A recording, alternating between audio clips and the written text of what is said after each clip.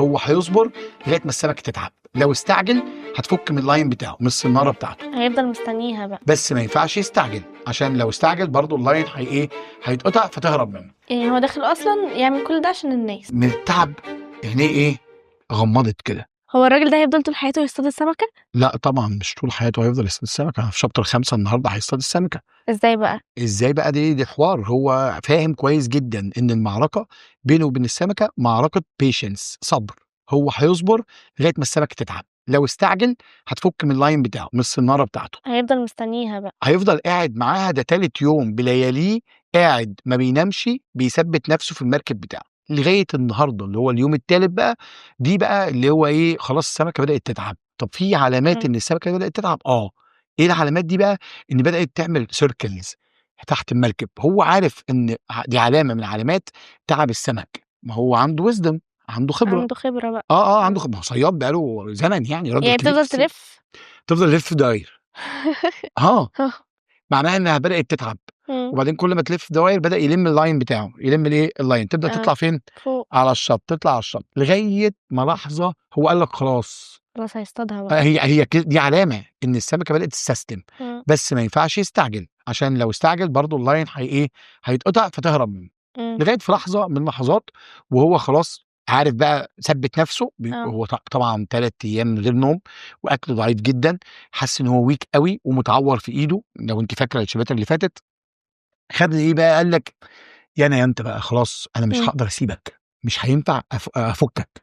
لازم اصطادك النهارده او بكره او بعده. هو مش فارق معاه وات ايفر ات تيكس. مهما كملت معاك انا معاك، بس مش هينفع اروح من غيرك. ليه ما ينفعش يروح من غيره؟ هو ده السؤال المهم عندي اصلا. ليه بقى؟ لان هو ده دليل ان هو كان بي فيشرمان، كان فيش، اللي هو يقدر قدام الناس يتشال من عليه لفظ ان هو منحوس.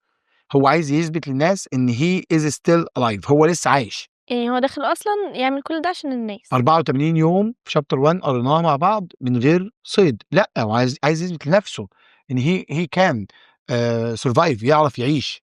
ما فيش اكل، ما حدش بيجيب له اكل. اصطاد سمك صغير ده ما ملوش قيمه يعني. المهم وهو قاعد السمكه بقى بدات تلف تلف تلف وتطلع فوق. راحت عامله جامب اوت اوف ذا ووتر. هي نطت من اول ما نطت بره الميه وهو جاله ذهول من السايز بتاعها. قد القالب بتاعه مرتين 3. وليها السورد بتاعها سيف طويل، لان ده يعتبر سمكه ابو السيف اللي هو في افلام الكرتون عارفاه، اللي هو السيف الطويل ده وبيخرم في الحاجه. وضخمه جدا، لونها بيربل في بلو تقريبا، سيلفر في بيربل.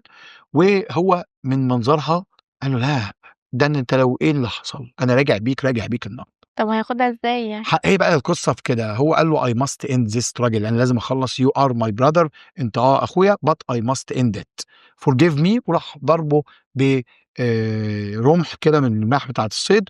والسمكه بدات ما تتحركش. راح ضممها جنبه على القارب. والمفروض بقى يرتاح بقى، صح كده؟ لا مش هيعرف يرتاح. اولا ما يقدرش يطلعها من المركب لان حجمها قد ايه؟ قد المركب. حجم المركب مرتين، فمش هيعرف يطلعها. دي واحد، لازم حد يساعده وهو بيطلعها. ما معهوش حد.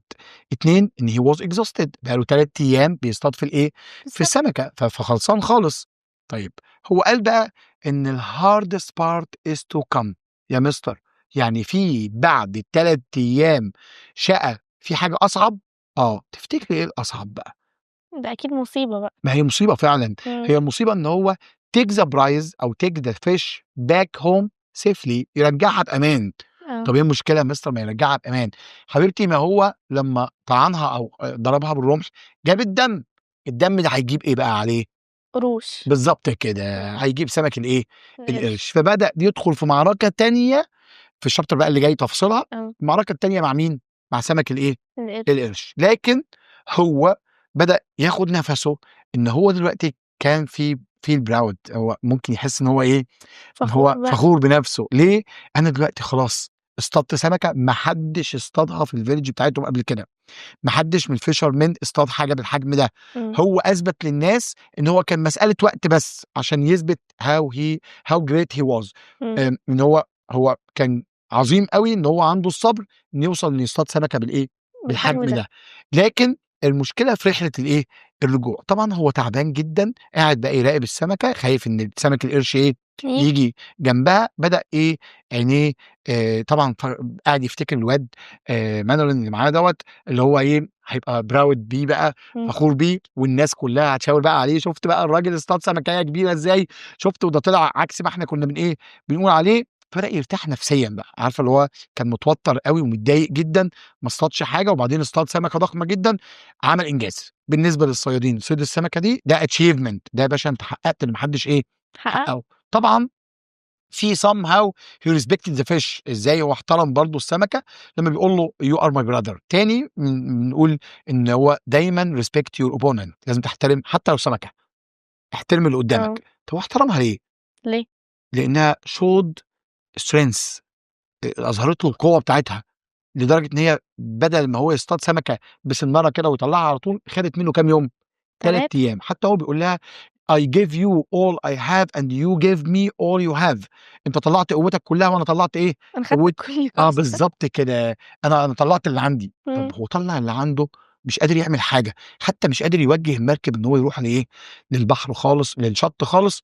ف من التعب عينيه غمّضت كده، فلمّا عينيه غمّضت بدأ يفتكر تاني الlittle cubs الصغيرين، الأسود الصغيرة اللي هي بتلعب على شط أفريقيا، وده أصلًا مصدر من مصادر الstrength بتاعته، مصدر من مصادر القوة بتاعته، إن هو وهو صغير كان نزل في أفريقيا، ففاكر إن في الأسود كانت قدّامه وبتحسّسه بحاجتين الpower والstrength pride. الأسد دايمًا عنده فخر كده بنفسه، فهو مصدر القوة بتاعته جاي من الخلفيات بتاعته، من الbackground بتاعته وهو صغير، لمّا كان بيسافر كتير وعمل إنجازات. طبعًا هو أثبت قدّام الناس كلّها كده إن هو تمام ويعرف يصطاد، مشكلته كلّها في إن إحنا ناخد السمكة ونرجع بيها للvillage عشان الناس كلّها تشوف مدى إمكانياته وإن هو يقدر يعمل يرجع أي زي ما حاجة. كان. إمم. هل بقى الرحلة بتاعة الرجوع هتبقى تمام أو لأ؟